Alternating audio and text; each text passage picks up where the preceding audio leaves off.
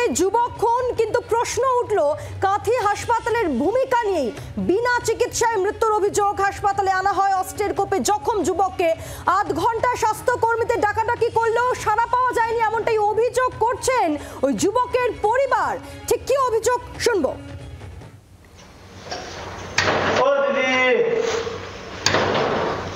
दीदी दीदी ओ दीदी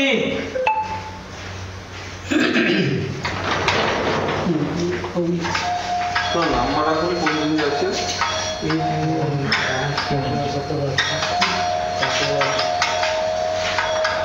हेलो ओ दीदी अबरे एक ठो आदमी दीदी अबरा एक ही आदमी ओ दीदी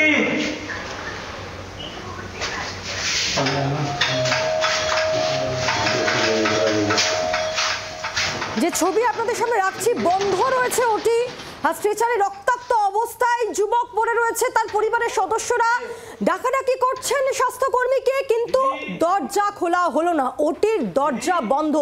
চিকিৎসক চলে আসেন, কিন্তু বন্ধ রয়েছে ওটি, কারণ স্বাস্থ্যকর্মীরা কি ঘুমিয়ে পড়েছিলেন, এমনটাই অভিযোগ। আমরা কথা বলবো, আমাদের সঙ্গে সরাসরি রয়েছেন আমাদের প্রতিনিধি কিরণ বান্না রয়েছেন আমাদের সঙ্গে। কিরণ, যে ছবি আমরা দেখছি, মারাত্মক একটা ছবি, গায়ে কাটা দিচ্ছে, রক্তাক্ত অবস্থায় একজন আহত ব্যক্তি তিনি পড়ে রয়েছেন, তার চিকিৎসা শুরু করা যাচ্ছে না কারণ ওটি বন্ধ রয়েছে। এই যে অভিযোগ, সুপার কি বলছে?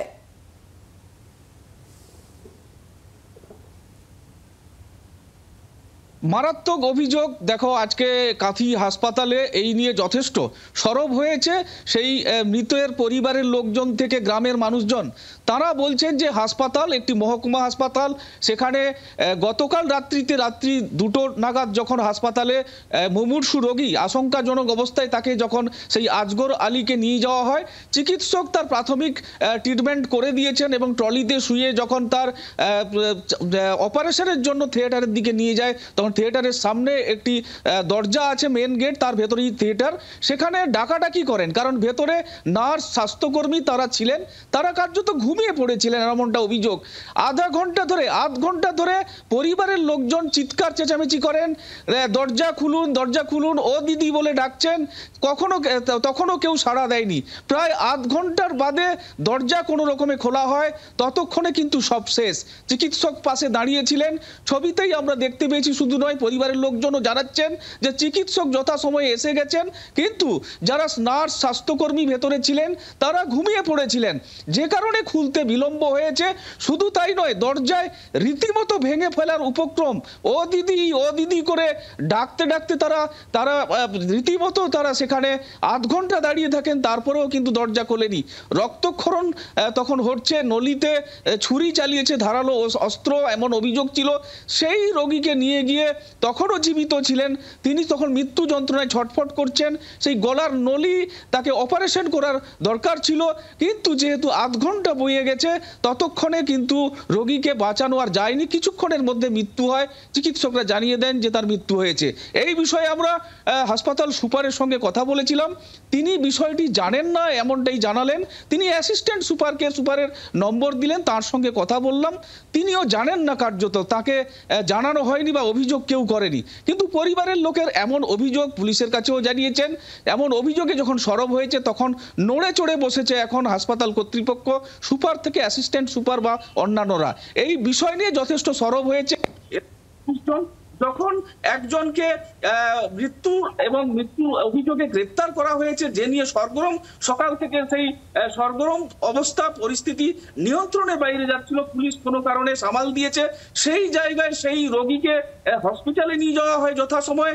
সঠিক সময়ে যদি চিকিৎসা পেত, তাহলে হয়তো এই রোগী আজগর আলী হয়তো মৃত্যুর কোলে ঢলে পড়তো না, এমনটাই পরিবারের লোক থেকে, গ্রামবাসী থেকে প্রত্যেকে সরব হয়েছেন।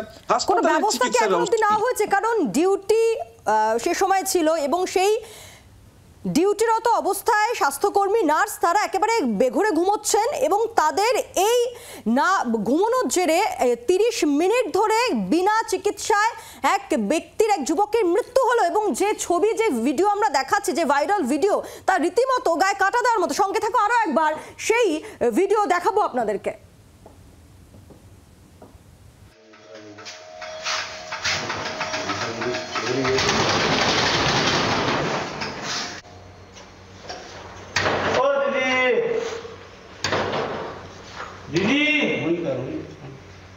দিদি ও দিদি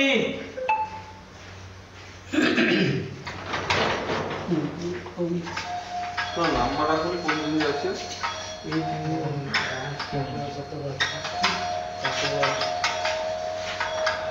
হ্যালো ও দিদি अबरी एक ठो आदमी दीदी! तोड़ देंगे अब बिरा एक ही आदमी ও দিদি